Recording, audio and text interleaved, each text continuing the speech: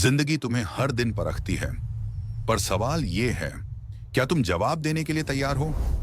आज मैं तुम्हें एक ऐसे गुरु और एक ऐसे शिष्य की कहानी सुनाने जा रहा हूं, जो सिर्फ कहानी नहीं, दिमाग खोल देने वाली सच्चाई है।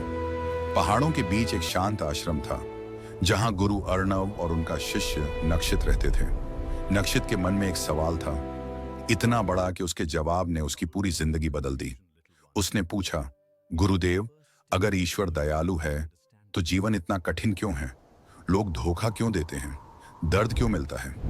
गुरु मुस्कुराए और बोले, सवाल बड़ा है, जवाब किताबों में नहीं, अनुभव में मिलेगा। मैं तुम्हें 3 कार्य देता हूं। पहला परीक्षण, एक भारी पत्थर को पहाड़ की चोटी तक ले जाना था। शुरुआत में आसान लगा, पर जैसे जैसे ऊंचाई बढ़ी, वही पत्थर बोझ बन गया। हाथ कट गए, सांस टूट गई, लेकिन नक्षित ने सोचा, थोड़ा और, फिर वो टूट गया और बोला, गुरुदेव, यह असंभव है। गुरु बोले, यह असंभव नहीं था, तुम अधीर हो गए।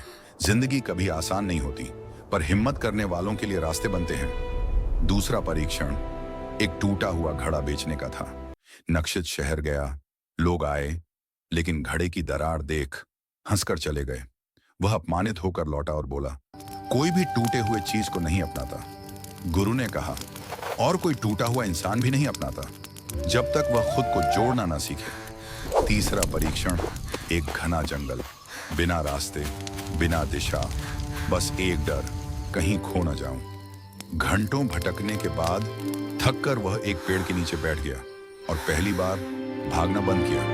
सोचा, और तभी हवा की हल्की आवाज आई। उसने हवा का रास्ता पकड़ा और जंगल से बाहर पहुंच गया। गुरु ने कहा, अब समझ आया? पहली चोट ने बताया, संघर्ष जरूरी है। दूसरी चोट ने कहा, पहले खुद को जोड़ो। और तीसरी चोट, उसने सिखाया, रास्ते पहले नहीं होते, कदम उठाने पर बनते हैं। याद रखना, जीवन की सबसे बड़ी रुकावट दरवाजे नहीं, डर है।